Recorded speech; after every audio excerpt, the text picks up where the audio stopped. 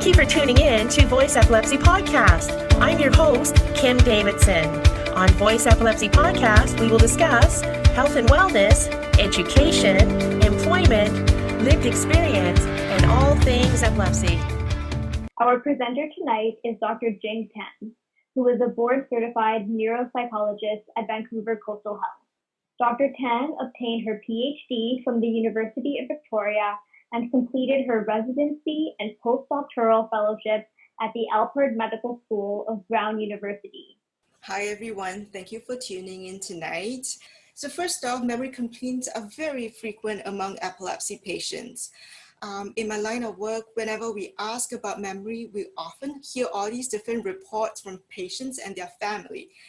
Although we consider all of the above memory complaints, each complaint can be due to a very different mechanism. So in today's talk, as Sonia has mentioned, I'm going to briefly describe what is cognition, or another word for it is cognitive function. I will also be talking about some reasons why people with epilepsy have cognitive problems. And then I will end with some tips to promote brain health and compensate for cognitive difficulties in everyday life. So what is cognition? Cognition or cognitive functions are simply thinking abilities. In neuropsychology, we split up the various thinking ability into different domains or areas. Attention, focus, concentration, and the speed at which your brain is able to process information are the basic foundational skills that are first developed. And as we get older, our brains continue to develop and strengthen the connection for various cognitive skills. Executive functions. These are the kind of functions that we consider to be higher order thinking abilities, and they're controlled by the frontal lobe of the brain. So these skills include all the various skills that an executive in company would have, such as working memory, which is the ability to hold information in mind and work with them for just a few seconds. Problem solving, planning, organization, decision making, flexible thinking, and impulse control, or what I would call having a social filter to stop yourself from blurting things out that you shouldn't be blurting out in public. Those are all considered executive functions. Another type of cognitive function is language skill. Language skills comprise of several different components within a network, and it's spread across the frontal lobe, the parietal lobe, as well as the temporal lobe of the brain. So you can see that in the temporal lobe, it's an area of the brain called Broca's area. And this Broca's area is named after the neurologist who identified this area as an important speech production area. And then you have the arcuate fasciculus, which is the white matter that connects the Broca's area to the Wernicke's area. So white matters are simply like computer cables that connect your CPU to the monitor screen, to the printer, to different parts of your computer network. And then you have the Wernicke's area, which is the part of the brain that controls speech comprehension. Damage to different part of the language network is going to produce very different type of language problems. And language disturbance like that is what we call aphasia. So you have Broca's aphasia, where people have trouble producing fluent speech, and you have Wernicke's aphasia, where speech comprehension is affected. Most commonly, damage to any part of this language network will result in what we consider to be word-finding problem or anomia.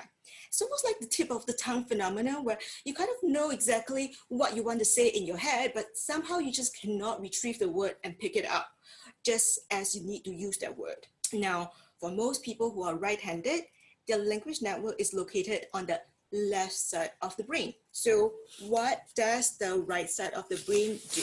The right side of the brain is heavily involved in processing visually and spatially based information. Damage to the parietal lobe on the right side can result in problems with spatial awareness, such as judging line angles or judging the angles when you need to make a left turn or the right turn, or helping you to keep your car in your lane while you're driving. Learning and memory is a very, very big topic, but I will break it down for you. So we'll start with a very simple explanation of memory. Right here in the picture, you can see we start by attending to the information, and then the brain processes and encodes the information before it can be stored for retrieval at a later time. So as you can see, the basic foundational skills of attention and processing are both required before learning and memory can take place. First, you have the frontal lobe that attends to and organizes the information that we take in. And then the hippocampus encodes the information for storage in other parts of the brain. So information itself is not stored in the hippocampus. And so even if the hippocampus is removed, the memories that have already been formed are not lost, just because they are stored somewhere else, which also means one can hold new information in mind for a few seconds, but that new information cannot be consolidated and stored if you do not have hippocampus, which also means that depending on the type of epilepsy one has, people can have different kind of memory problems. What are the different kinds of memory problems? When we perceive something, the sensory memory holds the sensory information for a split second and is being directed by attention or working memory, controlled by the frontal part of the brain. And when we perceive, we generally can perceive more than we can report because the sensory information gets degraded very, very rapidly. Now, working memory lasts from within a few seconds to a minute if you do not rehearse the information. Working memory can store what we now know to be around 7 plus or minus 2 pieces of information. Working memory is heavily dependent on regions of the frontal and parietal lobe. It's sort of like a whole network in the brain. And with repetition or meaningful processing, the information can get consolidated into long-term memory. Now, there are different kinds of long-term memories. We have procedural or implicit memory, which is otherwise known as motor memory. So for example, somebody learning how to ride a bicycle or drive a stick shift car, that would be more like a motor memory or procedural, like procedure. Procedural implicit memory. You don't really need to think about it. You kind of just do it as soon as you learn it. Another type of memory is declarative or explicit memory. It's more explicit. So you kind of need to pay attention to it. You kind of need to monitor it before you are able to remember and retrieve the memory. And explicit memory can be further divided into episodic memory and semantic memory. Semantic memory are simply facts or concepts, such as remembering the meaning of words or remembering who the last prime minister was. On the other hand, you have episodic memory, which are more related to experiences or events, such as a birthday party you attended last week, or what you had for breakfast this morning. Another type of episodic memory is what we consider to be autobiographical memory. So autobiography, such as knowing what year you graduated high school. Other way to think about memory would be prospective and retrospective memory. Prospective memory is pretty much remembering things and events that are going to happen in the future, such as remembering when your dental appointment is, or when this webinar is going to take place in the future. Retrospective memory is simply things that happen in the past. So memories of past events. What are some causes or reasons people with epilepsy have cognitive problems? It all depends on the type and location of seizures, because seizures can arise from different parts of the brain. As we learned just now, different brain areas are involved in different cognitive functions. So depending on the type and location of the seizures, we're going to see different kinds of cognitive problems. For example, temporal lobe epilepsy is one of the most common type of seizure and epilepsy. So if the seizures arise from the temporal lobe, say for example on the left side, we would expect language to be affected. In addition, because the temporal lobe is also involved in memory formation, memory is potentially going to be affected too. On the other hand, if seizures arise from the right side of the temporal lobe, we would expect visually based information to be affected, such as recognizing people's faces or where you park your car. Those are all going to be affected. Interestingly, there has been some studies that looked at the profile of people with temporal lobe epilepsy. They found 3 different clusters. The first cluster are people with absolutely no cognitive problems at all, despite having temporal lobe epilepsy. A second cluster are the ones with primarily memory and language problems. And the third cluster of people with temporal lobe epilepsy generally show generalized cognitive problems. There's no specific cognitive problems, but it's just general. And then you have your frontal lobe epilepsy. As we learned, the frontal lobe is related to planning, organization, and the executive dysfunction. So what we would expect would be executive functions, such as being disorganized in their day-to-day life, or being really impulsive in making decisions without thinking about things through. People just make very split decisions and very impulsive or blurting things out they really shouldn't be blurting out in public. And then you have people with convulsions that affect cognitive functioning a lot more than the smaller seizures where people don't even lose their awareness. Now, frequency and severity of seizures can also affect cognitive functioning. The more frequent and severe the seizures are, the worse affected the cognitive functions are. One example is what we call status epilepticus. So status epilepticus are simply prolonged seizures that last longer than 5 minutes. And we know that for people who experience status epilepticus, often they do take a few weeks to months to recover after they recover from the status epilepticus, whereas some other people may suffer secondary damage to the brain that permanently affect their cognitive functioning. One of the more commonly affected brain region is the hippocampus. And so we would expect that for people who have prolonged seizure and they never quite recover from it and it's caused secondary problem, such as scar tissue, causing scar tissue within the hippocampus, that's when they may have problems consolidating new information and learning new memories. Cognitive functions can also be affected by how chronic the epilepsy illness has been. I often get asked if people with chronic epilepsy would develop dementia. Well, that's quite a difficult question to answer because, as you see, it really depends on the type, the location, the frequency, and the severity of the seizures. However, one study took a look at this very question. So this is a cross-sectional study.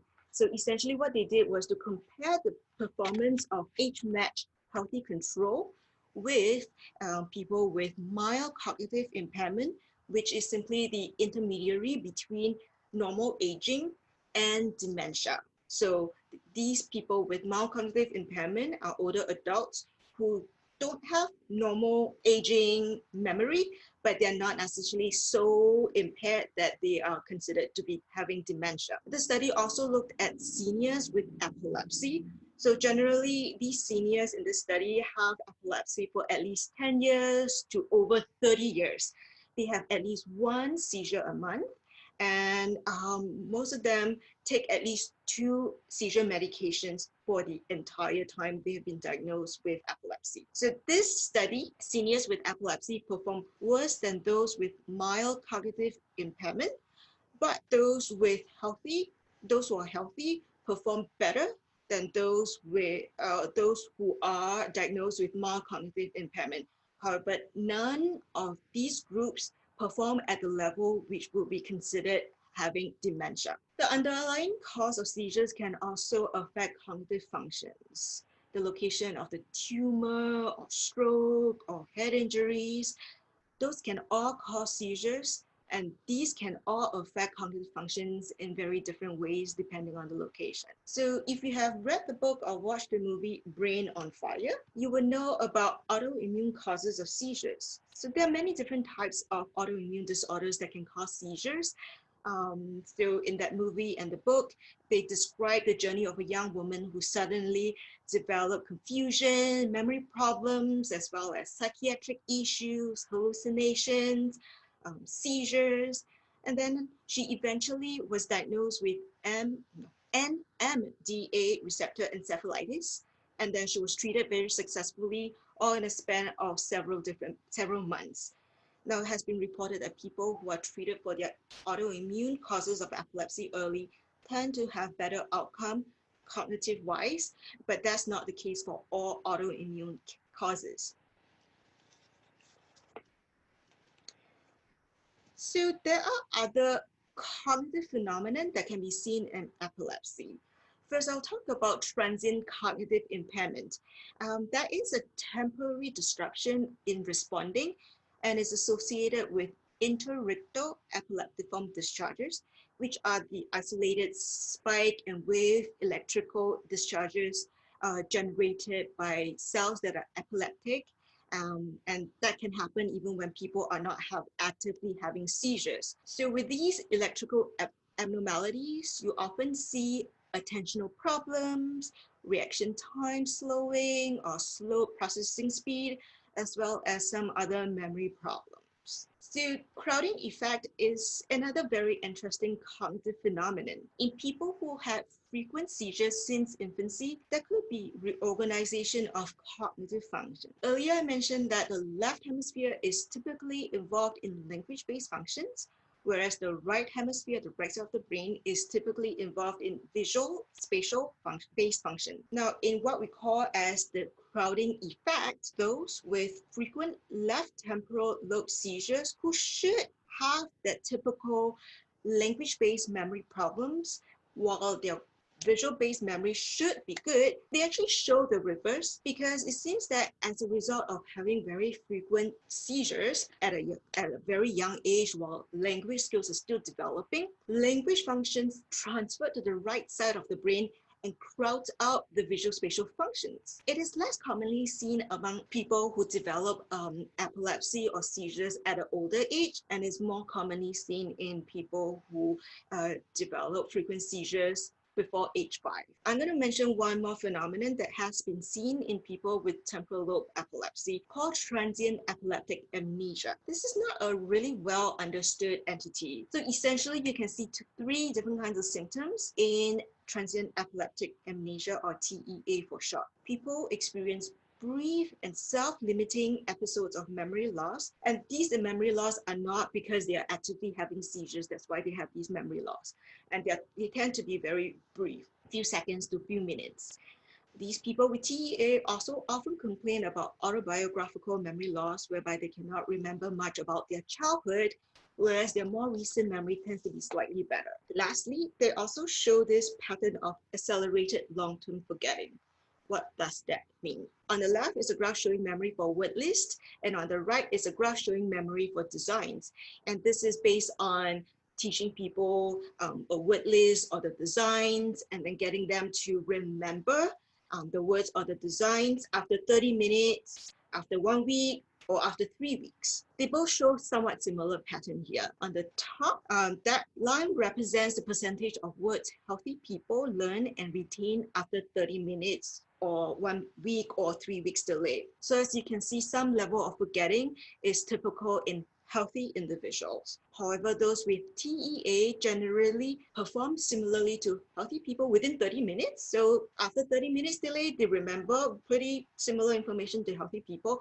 But after a week, their memory of information dropped to 30%. And then if you split those TEA folks between those who complain about accelerated long-term forgetting and those who do not, there's further differentiation, with those who complain about long-term forgetting retaining only 10% of the words after a week, whereas those who do not complain about long-term forgetting retain about 50%. So it can vary from person to person, but essentially the whole idea is, first, it is very typical for healthy people to forget information.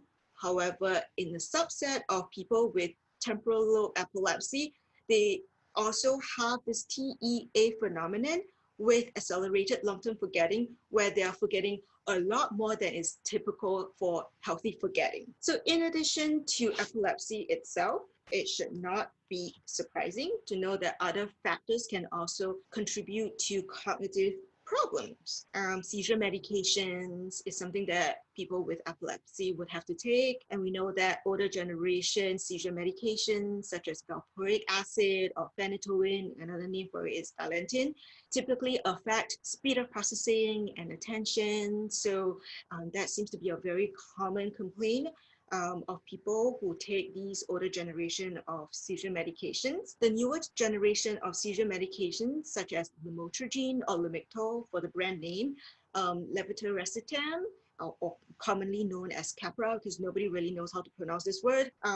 These tend to be better for cognitive side effects, with the exception of topiramate, also known as Topomax. That's one new generation epilepsy medication that seems to give rise to word finding problem very soon after people start taking the medication. Now, if you stop the medication quick enough, your word finding problems tend to go away. But for some other people, it does take a much longer time for their word finding problem to resolve after they stop taking topiramate. But of course, it is a very difficult balance to choose the right drug for seizure control versus the cognitive side effects, because if your seizure control is not good, you're going to have cognitive side effects too. So another thing is poor sleep. I don't know about you, but for me, if I don't get a good night's sleep, all bets are off for tomorrow. I will have massive word finding problems. I cannot think straight. I cannot pay attention. I have this whole thought blocking kind of this experience where I know what I want to say, but I'm too sluggish. I can't say it. So we know that poor sleep quality can also affect cognitive functioning, and particularly chronic poor sleep quality is deleterious to brain health. And in fact, it actually increases the risk for developing dementia such as Alzheimer's disease. So sleep is very important, not just in people with epilepsy, but also in everybody, even if people who are healthy. So lastly, you have depression and anxiety, which are very common in people with epilepsy, both due to the neurobiological reasons as well as the reaction to having a chronic condition that affects many aspects of one's life. Mood and anxiety issue can also give rise to cognitive complaints in people with epilepsy, but this does not necessarily translate to objectively measured cognitive problems. So cognitive complaints, common, but not necessarily measurable. So this is one study that looked just at that question. I promise you, this is going to be so this table shows the correlation between subjective memory complaints, various mood and anxiety, and objective cognitive test results among healthy people and people with epilepsy. So you have the item in this box here that shows significant positive correlation between depression and anxiety and subjective memory complaints for everybody. If you have depression and anxiety, whether you're healthy or with epilepsy, you're more likely to complain about having memory issues. People who are depressed and anxious, definitely more likely to complain of memory issues. However, over here in the next 3 boxes here, you see that only healthy people show a correlation between their objective memory test performance and subjective memory complaints. Those who perform poorly on the objective test are more likely to complain about more memory issues. So when you look at objective measures of memory, there's actually nothing to do with subjective memory complaints among people with epilepsy. Measures of attention, focus, intelligence, and visual skills also have no correlation with subjective memory complaints for everyone. Now, I don't want you to walk away thinking that, oh, people who are depressed are simply just making things up. Well, it is as real as people with memory issues. If they are experiencing that feeling, it is as real as people with memory issues, if it's going to affect their day-to-day life. Lastly, because most of my work deals with surgery, so I feel like it is necessary for me to touch upon a little bit about the effect of surgery, brain surgery for epilepsy on cognitive functions. But it really depends, again, on the specific part of the brain where the surgery is going to take place. So in the next slide, I'm going to review some pre- and post-surgical cognitive test results of somebody who underwent left temporal lobe resection, surgery in the left temporal lobe. I think you may be surprised by some of the findings, but first, I'm going to highlight that not everybody who goes for brain surgery will experience meaningful decline in their everyday living. Investigating for surgical suitability is a very individualized process. So some people are found suitable, others are not, and deciding whether or not to take the risk of cognitive changes with surgery is also a very individualized decision based upon the impact of seizures versus cognitive problems you have in your life. So here we go. This is a 29-year-old person working in a call center. Before the surgery, she really didn't have very much cognitive complaints at all when I interviewed her.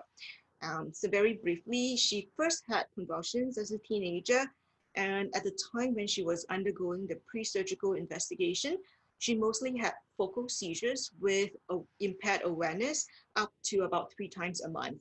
After all the investigations were completed, she was found quite suitable for left temporal lobe resection, with the understanding that there could be some impact on her language skills and memory. So this graph shows her cognitive profile completed before the surgery as well as 6 months after the surgery. The dotted line across the graph shows the cutoff for impaired scores on various cognitive tests that was done before the surgery. She did well across the board. So she's that cluster of people with temporal lobe epilepsy who do not have any cognitive problems at all. 6 months after the surgery, her IQ, her general intellectual functioning, remained fairly stable. And bearing in mind that she's free of seizure after surgery. But there was some decline in attention, as well as a lot of decline in naming, which is that word finding problem, as well as verbal or language-based memory on delay. And on the other hand, you might see that there are certain lighter color bars that looks taller than the darker color bars. So what does that mean? In fact, there are several different areas where she has shown improvements. So things like her processing speed seems to have improved dramatically. Her executive functions have improved dramatically. There has even been an improvement in her memory for visually based information. Wow, why is that so? Why is that an improvement? Well, this is what we call the release phenomenon. So imagine that your brain, and this is what I always tell my clients, imagine that your brain is a big apartment building with a very noisy neighbor, which is that noisy seizure focus. So when you have a noisy neighbor, nobody in the apartment building is able to work peacefully and effectively and efficiently. But once you remove that noisy neighbor, everybody else in the building can now work efficiently, and therefore you see the improvement in other brain areas. So what can I do to protect brain health? This is a question that people tend to ask a lot as well. And I think it is very important and should really be the focus for everybody, epilepsy or not. There are many variety of different things that people can do to protect their brain health. And these recommendations, as I mentioned, is good for everybody. So pay attention. Ta-ta, what do you see as the main keyword here? Physical activity, especially aerobic exercise. That seems to be the #1 thing everybody can do for their brain health. So we know that from studies that have been done, even walking an extra few blocks every day has measurable impact on their brain health. Healthy people who exercise on a regular basis are more likely to delay the onset of dementia than those who do not exercise. Whatever you do in your 30s and 40s also have impact on your 70s and 80s. So start now, not tomorrow, not till you're 50, not till you're 80. Start now. So in the past, physicians have advised people with epilepsy against aerobic exercise, but it seems that recent studies are suggesting something totally different. Aerobic exercise have been shown to help manage stress, and stress is a very common trigger for seizures in many people. And so that could be the reason why people who exercise on a regular basis see a reduction in their seizure frequency. But that's not to say once you sign up for a triathlon next season, start small, start with 3 times a week, 30 minutes each session, get your heart rate going, because anything that's good for your heart is also good for your brain. We want to get your heart pumping so that you can pump more oxygen into your brain to oxygenate your brain. So this last study was published early this year, and it showed that in active adults with epilepsy perform much better on executive functions, attention, and language skills following physical activities than those who do not do any physical activities at all. So those who remain inactive in this study didn't do as well. And just 12 weeks of physical training of just 2 60-minute sessions per week actually show measurable improvement in executive functions, attention, and language skills. So get walking, get running, go on your exercise bike. Make sure you also practice seizure precaution while you do all the various different kind of exercises. Some strength training components should also be included. And I usually advise people to consider doing yoga, particularly those yoga with a meditative component. That's also helpful for brain health benefits. Now, in addition to exercise, various dietary factors can also affect cognitive functions. Food rich in antioxidants and omega-3 fatty acids have been found to be fabulous brain food. So eat more of your berries, they're very delicious, your nuts, your oily fish, just for your brain health benefits, if not for the great flavors.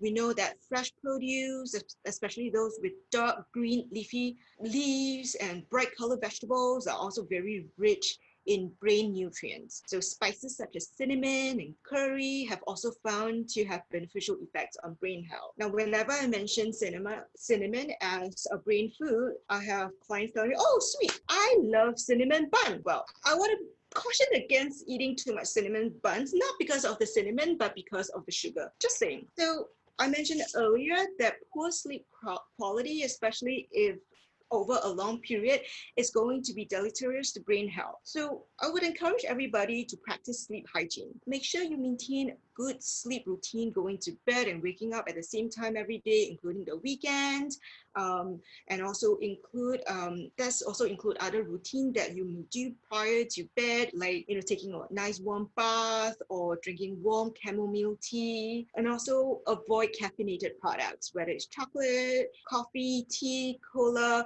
just before bedtime. Even energy drinks, avoid that few hours before bedtime. Also have your emotionally stimulating conversations with your partner earlier in the day, not in bed. Also avoid watching Netflix on your tablet or laptop in bed. Don't do that. It's not good. So finally, ensure that your bedroom is dark, quiet, and cool for comfortable sleep. And if you have electronic in your bedroom, make sure they are not emitting any light, because even a small amount can affect your sleep. So generally, if you cannot fall asleep within 20 minutes, I would encourage you to get up and walk around, so that when you get tired again, you can go straight back to bed. Don't toss and turn, because that's not going to help.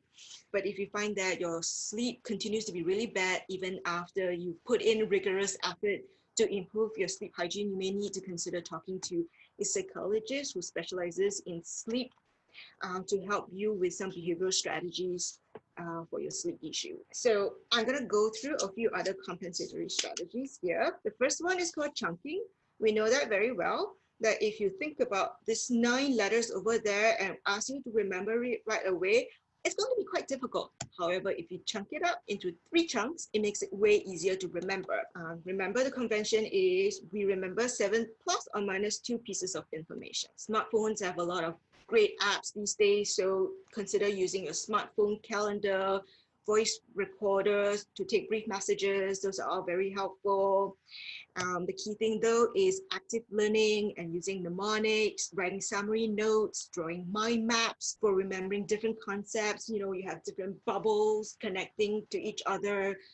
Actively connecting those is going to help you process the information, rehearse the information, and help with encoding and storing the information. The more enriched the information to be learned, the better your memory of it is going to be. And then use one memory place for all your personal belongings. I encourage people to consider putting a big bowl beside their door to put all their wallet, their keys, the glasses, cell phones in the big bowl. So when you are leaving the house, everything is just there, pick it up and walk out. But of course, make sure you lock your door. And then make sure you keep your work desk tidy so that there's not a lot of visual distraction. So one other thing that I want to talk about would be goal management. This is particularly helpful for people with problems in executive function. And these are the steps that you can take. So first stop, define the main problem, define the main task that you need to do, and then break it down into smaller chunks and write down the steps required to complete the task in a list format. So it's well organized that way if executive function is not a strong suit for you. Once you've done the task, I want you to stick to the task, stick to the steps listed, and avoid rewriting them because you're going to get more confused if you try to rewrite the steps and rewrite the whole list. And then once you're done, check, am I doing what I plan to do? That should help with managing your goal and achieving tasks. So the last thing is what we call memory palace, and this is what Benedict Cumberbatch did in Sherlock Holmes, where he was staring off in space when he's trying to reach into his memory palace to remember information. So this is what you need to do. So for example, you're trying to remember your shopping list. I want you to use spatial information to aid in your memory. I want you to picture a familiar room such as your living room. I don't know if your living room is this pretty, but we'll just imagine that it is your living room and it's this pretty. So you make sure you know all the furniture in your living room, and then you can picture them in your brain in order to use this effectively. Then as you walk around the room, place your grocery item on the furniture. So for example, as I mentally walk through the door, I place a dangling bunch of carrots by the picture frame, and then some round apples on the drawer with a round wheel on the wall. And then I place some hot peppers under the hot table lamp to help them grow in the heat. And then I place my daughter's favorite grapes on her favorite armchair. And then I grow sticks of asparagus out of the bowl of pebbles on the coffee table before I leave some hot tomatoes on the white sofa. But I must be careful not to sit on the sofa and the tomato because I don't want red tomato juice to stain my sofa. And then I'm ready to go to the store. And then once I get to the store, I'm gonna pull up the image of my living room again and start to walk through the door, picking up the bunch of carrots dangling on the picture frame, and then I go by the round wheel by the drawer to pick up my round apples, and then under the hot table lamp to pick up my peppers and my daughter's favorite fruit on her favorite armchair, which are the grapes. And then what is that thing sticking out of that pebble in the bowl? Oh yeah, asparagus. Oh yeah, let's not forget the tomatoes because I don't want to sit on it and stain my white sofa. So that is the memory palace that Benedict Cumberbatch used in Sherlock Holmes, and essentially is using a very familiar spatial information to help with your memory. Okay, so that's really all I have to say today. Thanks for tuning in to the Voice Epilepsy podcast. Make sure to follow us on all of our BCES and I'm a Voice for Epilepsy Awareness social media platforms.